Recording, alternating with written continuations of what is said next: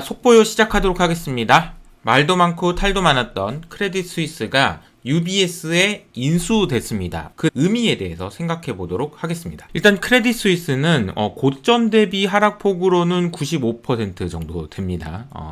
2007년도에는 80 스위스 프랑이었던 것이 주가 한번 보세요. 1.7 스위스 프랑까지 80에서 1.7까지 하락한 거예요. 이건 거의 사실 주식이라고 할 수 없는 거죠. 거의 다 망했다라고 할 수 있을 정도로 심각한 상황이었고, 사실 주가보다 더 심각했던 사실은 크레딧 디폴트 스왑이라고 해서 이 회사가 망할 가능성을 보여주는 그림이 진정되는가 싶더니 이렇게 올라가 버렸습니다. 그럼 사실상 이게 망해버렸다라고 생각해도 되는 상황이었던 거죠. 게다가 지난 14일에는 크레딧 스위스에서 이야기한 재무 보고서의 내부 통제에 있어서 중대한 결함이 확인됐다라는 이야기가 나왔습니다. 그러니까 이제 뭔가 잘못한 게 있어서 말을 하긴 해야 되는데, 하필 또 SVB 사태도 터지고 시장도 어수선한데 내가 이것까지 얘기해버리면은 사람들이 뭐라고 하지?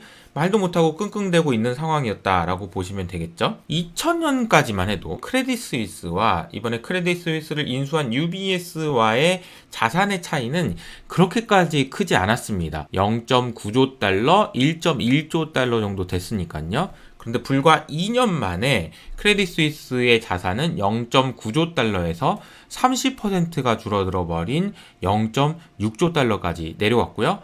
손익으로 따지면 더 드라마틱한데요. 크레딧 스위스 같은 경우에는 2019년에 3.5 빌리언 달러, 그러니까 뭐 우리 돈으로 따지면 한 4조 원, 5조 원 정도 될 것 같은데, 이 정도의 순이익이 있었는데 작년 같은 경우에는 7.9 빌리언 달러, 2019년에 정말 많이 벌었던 거에 비해서 2배 이상 손실이 커졌다라는 걸 알 수 있습니다.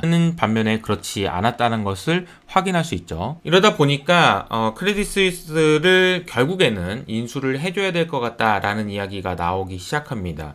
심지어 스위스 중앙은행에서 50억 스위스 프랑, 달러 기준으로는 540억 달러 정도 되는데요. 우리 돈으로 따지면 70조 원에 가까운 어마어마한 돈을 뿌려줬는데도 불구하고 시장에서 불안해하니까 결국 안 되겠다. 이번 주말 동안에 시장의 모든 관심은 사실 UBS가 크레딧 스위스를 인수할 것이냐 말 것이냐로 집중됐었습니다. 인수 과정을 상상을 해보면 이랬을 것 같아요. 일단 스위스 정부가 UBS를 앉혀놓고 주말 동안에, 자 일단 앉아봐.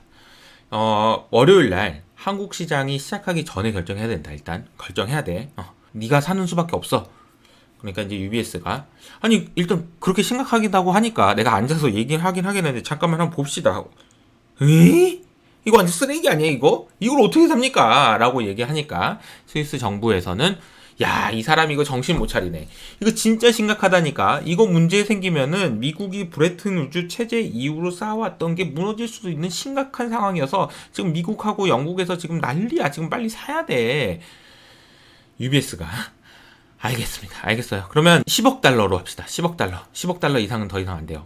야, 그러면 너 지금 너무 날로 먹으려고 하는 거 아니냐? 그러면 거의 90%를 할인해달라는 얘기인데, 그건 너무 심한 거잖아. 그러면은, 하지 마. 그러면 사지 말고, 그럼 내가 국유해버릴 거야. 크레딧 스위스. 그래도 돼? 이렇게 얘기하니까, UBS가, 알겠습니다. 그러면은, 90% 할인은 너무 심하니까, 60%만 할인해주세요. 그러면 3.2 빌리언 달러. 오케이? 콜?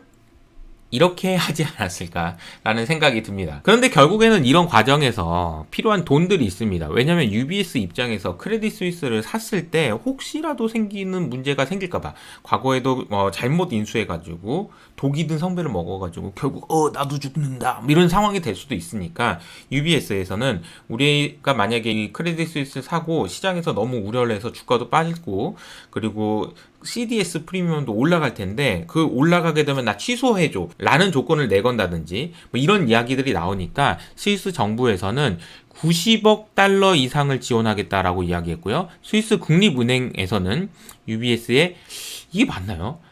1000억 달러 이상의 유동성을 공급할 거라고 얘기를 했습니다. 그러니까 압도적으로 그냥 돈을 쏟아붓고 있는 상황이라고 보시면 되겠습니다. 개인적으로 가장 인상적이었던 부분은 이거였어요. 스위스의 재무장관 카린 켈러 수터가 이야기한 내용인데요. 이 결과를 놓고 미국과 영국에서 정말 감사하다라고 이야기했다라는 겁니다. 갑자기 왜 미국하고 영국이? 그리고 그들은 크레딧 스위스의 파산을 정말로 두려워했다 라는 이야기를 했습니다. 저는 이게 굉장히 의미심장하다고 봐요. 왜냐하면 제가 어제도 주말 라이브를 통해서 2시간 동안 말씀드렸던 내용이 딱 이 내용입니다. 무슨 얘기냐면 지금 현재 시장에서 발생하고 있는 여러 가지 문제들은 너무 심각해서 망하기도 어렵다. 망하기에는 너무 심각하다라고 이야기했는데 이 과정에서 걸려있는 싸움이 너무 크기 때문인 거죠. 이것은 단순히 크레딧 스위스의 문제도 아니고 실리콘밸리 은행의 문제도 아니고 미국 국채의 신뢰의 문제이기 때문에 이 문제가 커져서 불거져서 심각해질 경우에는 미국이 그동안 브레튼 우드 체제 이후로 쌓아왔던 미국의 패권 자체가 흔들릴 수도 있다라는 위기의식을 갖고 있는 것 아닌가라는 생각이 듭니다. 혹시 어제 못 보셨던 분은 제가 링크를 달아드릴 테니까 링크로 가셔서 다시 보기 하시고요. 앞으로 시장이 어떻게 될지도 여전히 혼란스럽겠지만 어쨌든 너무 심각해서 망하지는 못하게 하는 수순으로 들어가는 것 같고요. 여기서 중요한 것은 돈이 필요하고 돈이 사용된다라는 것 같습니다. 여러분들의 구매력을 지키기 위한 노력을 하셔야 된다라는 말씀을 드리면서 저는 여기서 인사드리도록 하겠습니다.